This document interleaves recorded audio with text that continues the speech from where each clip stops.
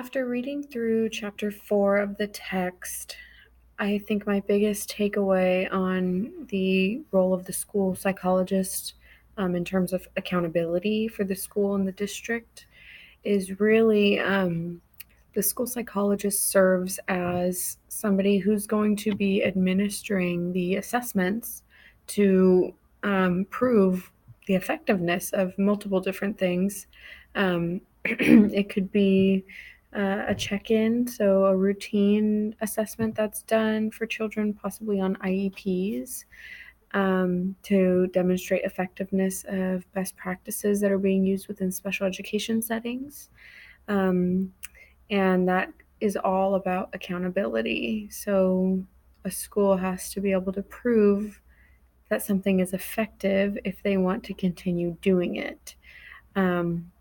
There was a little anecdote in the text about, as a school counselor or a school psychologist, it would be great to just have like the free flow of being able to step in and help when needed and not have to take data and not have to worry about assessing all the time. But the bottom line is, if you want your school to keep your funding or you want the district to not have to cut funding for your position, you have to be able to prove that what you're doing is effective. I mean, budgets, there has to be something showing that, yes, this is working, so we're going to keep doing this, or this is not working.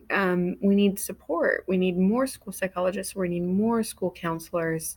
So I could see how if something isn't effective, it could be maybe a blame game is happening. So school psychologists could say, general education really needs to step it up. This shouldn't be a special education referral. This should be, a little bit of one-on-one with the student, or maybe some tutoring, but not really special education. Or it could go the other way where teachers are saying, no, I need this school psychologist involved because I am not effective and I'm doing everything I'm supposed to and I'm doing everything I can for the student. So I think all in all, accountability is great.